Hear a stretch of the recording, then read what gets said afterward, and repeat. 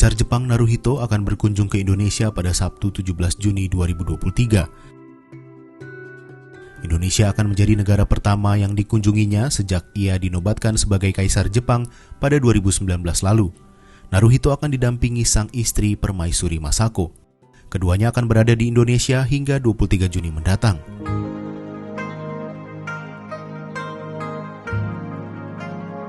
Menjelang kunjungan ke Indonesia, Naruhito menggelar konferensi pers di Istana Kekaisaran di Tokyo, Jepang, Kamis 15 Juni 2023. Dalam kesempatan itu, ia menyampaikan harapan terciptanya hubungan yang lebih mendalam antara Jepang dan Indonesia.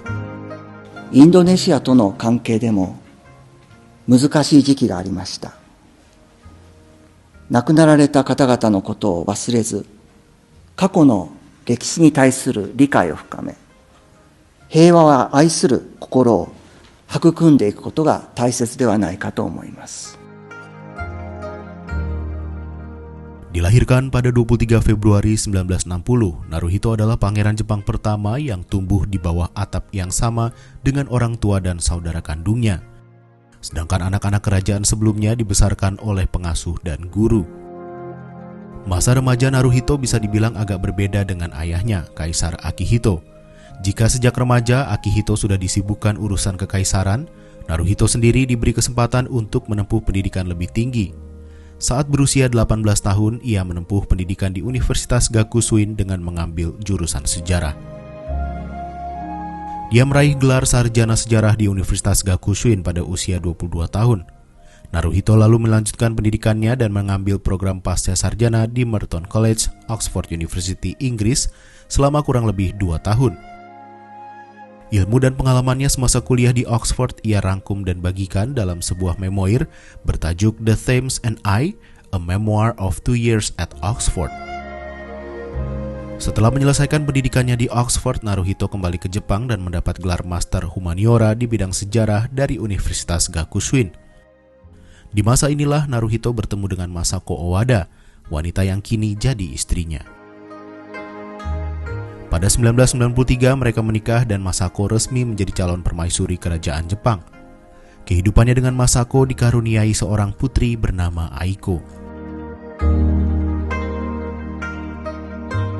Pada 2012, selama lebih kurang 2 pekan, Naruhito menggantikan peran ayahnya untuk sementara lantaran Kaisar Akihito menjalani masa pemulihan selepas operasi bypass jantung.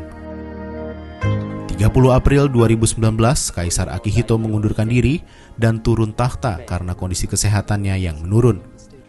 Kaisar Akihito merupakan kaisar pertama yang melakukannya sejak 200 tahun terakhir dalam sejarah Jepang. Naruhito kemudian secara resmi naik tahta menjadi kaisar pada 1 Mei 2019. Keluarga kekaisaran Jepang saat ini dihadapkan dengan satu perkara pelik, yakni sedikitnya jumlah putra mahkota yang bisa meneruskan tahta kekaisaran Jepang. Kaisar Jepang hingga saat ini masih memberlakukan sistem suksesi garis laki-laki, sehingga hanya anggota keluarga laki-laki yang bisa diangkat sebagai kaisar. Oleh karena itu, saat naik tahta, Naruhito yang tidak memiliki garis keturunan laki-laki mengangkat sang adik, Pangeran Fumihito, sebagai putra mahkota pewaris tahta kekaisaran Jepang.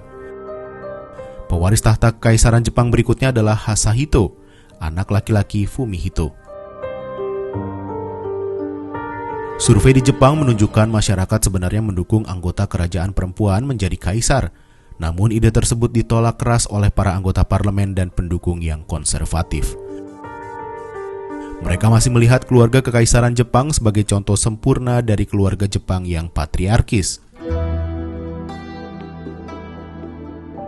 Naruhito memberikan pidato pertamanya di ruangan Matsunoma, Istana Kekaisaran di Tokyo. Dalam pidatonya, Kaisar Naruhito berjanji akan bertindak sesuai konstitusi. Ia juga berdoa untuk kebahagiaan rakyat dan bangsa Jepang serta perdamaian dunia. Selama memimpin Jepang, Kaisar Naruhito dikenal sebagai sosok yang ramah dan santai. Ia juga dikenal sebagai sosok yang peduli terhadap banyak orang.